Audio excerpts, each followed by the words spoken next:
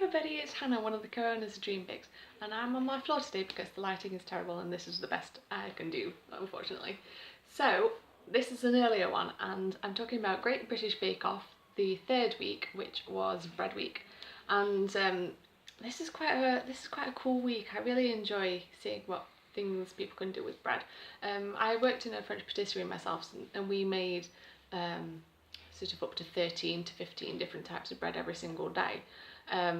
So I'm quite used to sort of making different types, but we never sort of did any bread sculptures or anything like that. So it was really interesting to see. And the episode opened on a take on the old Hovis advert, which I thought it was really sweet. I'm surprised I've not done it before actually. And yeah, I really enjoyed that. That was cute. The first signature bake, that was tea cakes, and I'll agree with James on this one. I am not a massive fan of tea cakes, so it's not. I think I've made them a couple of times, but I've made hot cross buns more than I've made tea cakes. There were some interesting flavours, quite a lot of people using cardamom. The ones that I wanted to try was the one with white chocolate in. That was Tom's, I believe. Yeah, that was Tom's, and he got the sort of best reviews of that. And I wanted to try the one with date apricots and sumac, which was, let me have a look. Sophie. Sorry, I've got my notebook down here. I'm so bad with names. Yeah, that was really cool, and the thing that they had to watch out for was they had to get the proving times really spot on, especially the second proving, because with bread there's a tendency to maybe overprove it on the first one, because sometimes you might not see it rising as much as you want to, and because when the fruit's in it, the dough is a lot heavier, and then obviously it takes more effort for the dough to actually rise up. So a lot of people ended up with underproved and also underbaked tea cakes, which, yeah, there was a common problem in the whole episode actually, a lot of underbaking going on, and that can happen a lot with bread, unfortunately. Like, it's just a question of practice. Next was a cottage loaf. That was a technical bake, and I thought it was quite cool that they did a British, like, traditional bread rather than say a baguette or something like that. That was nice. And I have never made a cottage loaf myself. I had a little look up earlier, and apparently Elizabeth David, she says the shape might have been because in order to sort of have two loaves bake at the same time. Don't know how true that is. I quite like it as a theory, but not 100% sure. And the top has to be kind of baked tight to the one that's underneath, and so you have to kind of put your fingers down it, and there was a lot of unnecessary innuendo and not very great innuendo, and I've got quite a childish mind, so yeah, they could have tried harder on that one. Kate was last place. She had hers just wobbled off. I'm sure it was nice enough, but yeah, it wasn't what they were looking for. And Stacey was first place, which I'm sure she was very pleased about, because she was sort of going on about Paul Hollywood's technique and how you have to do the finger thing, and yeah, she was very pleased that she got this as a technical bake, I think.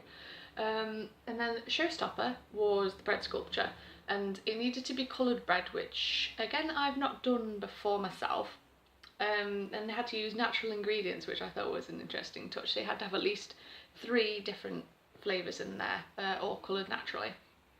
And yeah, there was some very sort of varied sculptures. There was it ranged from the phallic, the snail and the mushroom, to under the sea. There were 2 undersea ones, which was quite surprising.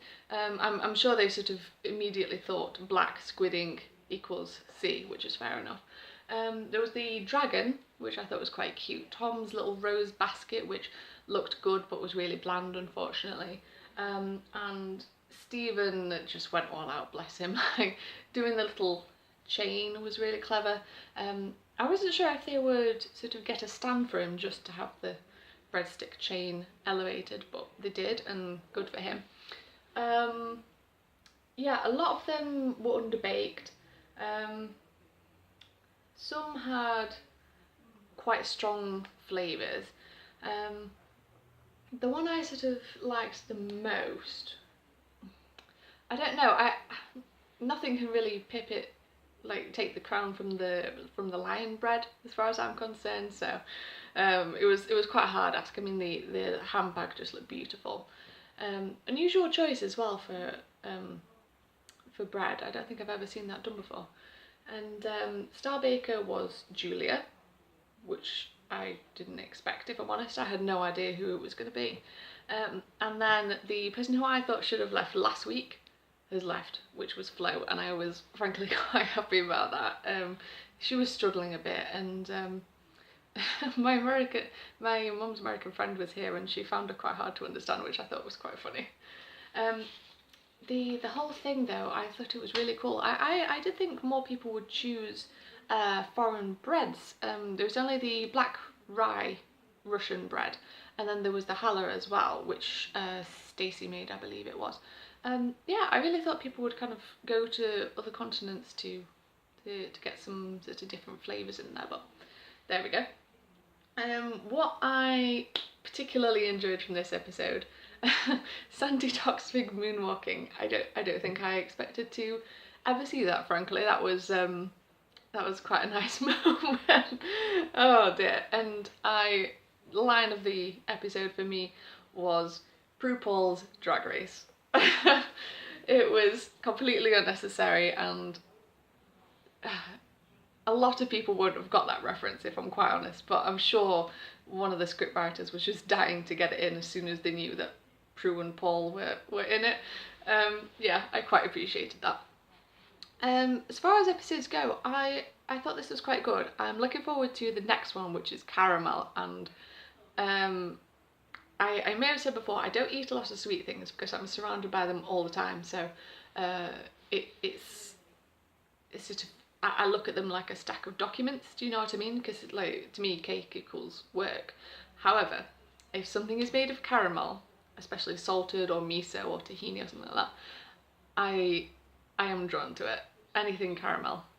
So I'm quite excited to see what they come up with next week. I'm 100% sure that some people are going to put in miso and tahini. As I said, there are going to be some other, maybe a mushroom one if they're feeling a bit crazy. Yeah, looking forward to that. So, thank you very much for watching. Subscribe and click the notification bell, all of that nonsense if you liked it. Check out my social media links. There's loads of pictures, loads of behind the scenes and stupid clips, and a lot more notice on events and things that we're doing. So thank you very much for watching, and hopefully I will see you next week. Bye bye.